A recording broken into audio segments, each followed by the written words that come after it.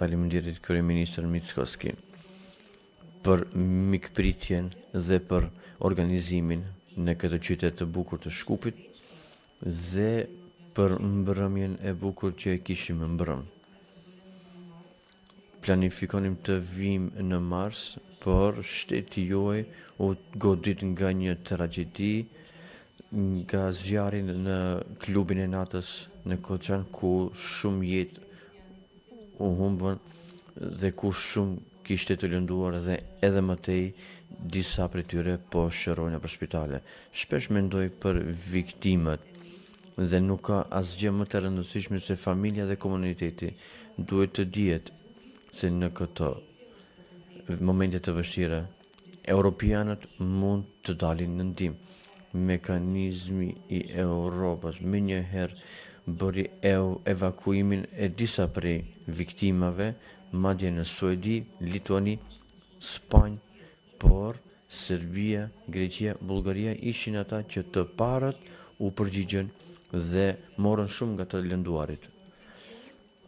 I nderuar Kristian, të nderuar mysafir, Europa po tregon solidaritet për çdo njërin.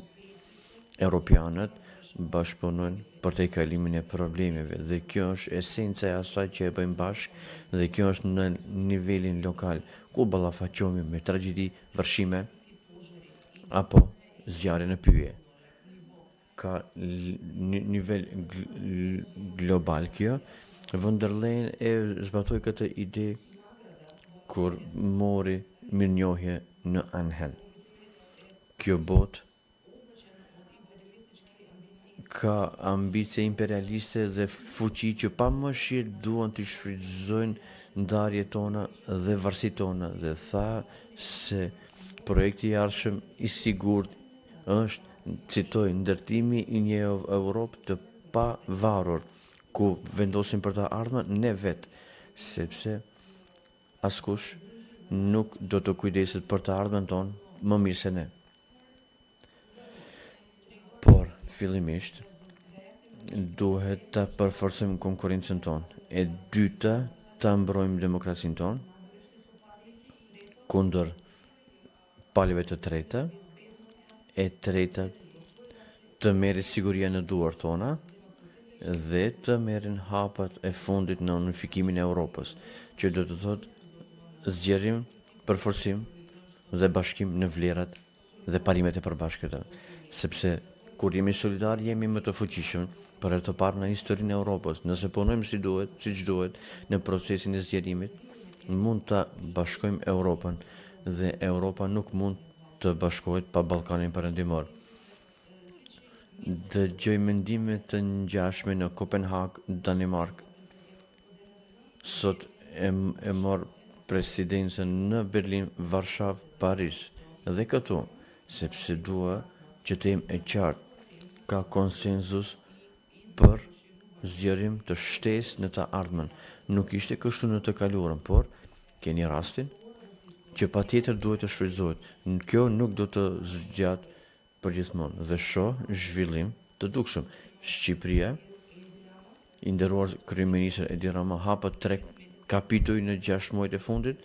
Ju faleminderit që ndikuat në procesin e zgjerimit. Nëse vazhdojmë kështu, do të mund të hapim të gjithë kapitujt këtë vit dhe siç thash dje, mezi pres ta festoj hapjen e kapitullit të fundit. Malizi të premten mbylli një kapitull dhe Bosnia dhe Hercegovina, agenda e reformave u miratua dhe presim që të themelohet. Qeverieri Zotëri Kurti, ju keni shpenzuar shumë energji në procesin e aderimit dhe tashmë po vazhdojmë në Serbi. Shpresoj që do të mund të shkojmë më tej, por ky është proces zgjerimi. Tani jemi këtu për planin e zhvillimit. Kristian, i nderuar, thash që jemi të suksesshëm. Rrëqesem kur flas për Ballkanin Perëndimor, sepse rajoni është shumë i rëndësishëm dhe dua që të ndihmoj sa më shumë që mundem që të arrini qëllimin. E di që reformat që i kërkojmë prej jush nuk janë të thjeshta. Ato prekin strukturat të fuqisë, interesën dhe në shumë aspekte kërkojnë transformim të thellë shoqëror dhe nevojiteni liderët që ta udhëheqni, që ta çoni përpara këtë. Transformimi nuk mund të ndodhë nëse nuk jeni ju lider, edhe atë lider të vërtet në këtë procese. Ju siguroj se i avlen dobia, prosperiteti, zhvillimi e ardhmja për të gjithë qytetarët e juaj. Plani i zhvillimit është në duart e juaja. Nuk ka përzierje nga dinamikat politike. Është vegël që do t'ju ndihmoj me reformat e rëndësishme dhe këto reforma gjithashtu janë të domosdoshme t'ju përgatitin për aderim dhe mundësojnë ta shfrytëzoni tregun e vetëm dhe ta afroni drejt afër bizneseve tuaja me vendet e tjera antare. Edhe atë tani jo në një të ardhme të largët. Ju tashmë dhatë shumë dhe duhet të intensifikohet faza e implementimit. Merreni SEPA-n.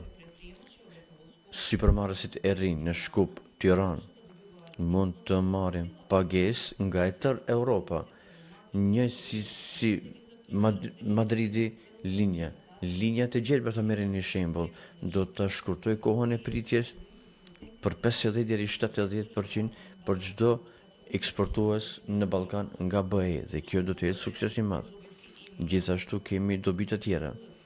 Do të ofrohen mundësi më të mëdha që të lidhin ekonominë tonë. Dje diskutuam për rëndësinë e zhvillimit ekonomik bashk me Saint-Jeanne zëvendës komisarin. Kemi identifikuar zinxhir të furnizimit ku munden kompanitë tuaja të integrohen, të barazohen me standardet tona dhe ekonomia juaj të ketë dobi. Ekonomia e maqenisë. Kam dëgjuar se duan t'i ulin rreziqet e investimit diku më larg, në mënyrë lokale, të lëshohet tregu global dhe të fokusohemi në tregun rajonal. Të ndihmojmë që të zgjedhin vendin tuaj. Punojmë në këtë drejtim dhe mezi presim që të mbahet konferenca në Tiranë dhe në Podgoricë. Më 15 korrik ministri juaj i tregtisë duhet të vendos kush do të jetë drejtori i radhës i SEFTA-s. Merrni vendim, koordinohuni.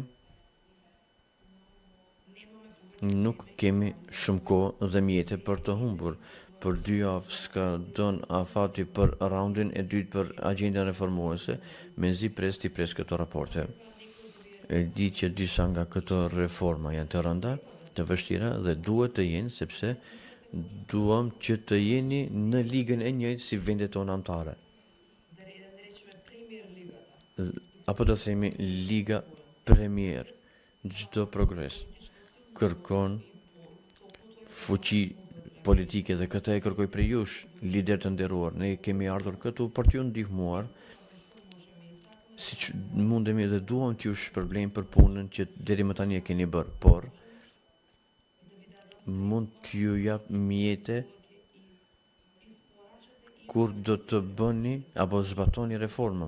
Andaj, përres zhvillim të prekshëm para takimit tonë të radhës të liderëve. Do të bëjmë pagesën për raundin e parë të raportimit këtë muaj. Këto fonde janë 50% dhe do të shkojnë në kornizën negociuese për Ballkanin Perëndimor. Do të ndihmojnë të ndërtoni rrugë, hekurudha, parqe,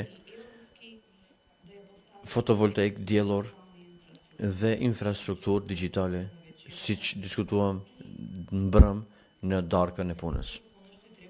Dhe kjo i duhet çdo ekonomie konkurruese. Siç e thash, zhvillimi, rritja është në duart e tuaja.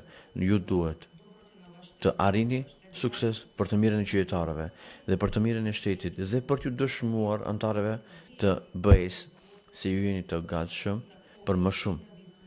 Dhe vërtet vendet anëtare ju vëzhgojnë, ju monitorojnë. Çfarë po bëni? Dhe gëzohemi për çdo sukses. Dhe një nga përpjekjet e mia që është shumë e qartë, unë flas për sukseset e juaj para të gjithëve në BE.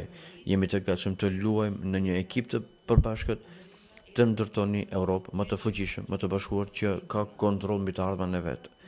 Në këtë mënyrë, unë i perceptoj të gjitha vendet e Ballkanit Perëndimor. Do të bëj çdo gjë që kam në fuqi që ta mundësoj integrimin tuaj dhe të shoh sa më shumë prej jush që të jenë sa më shumë prej jush pjesëtar apo antar të BE-s gjatë mandatit tim. Ju faleminderit.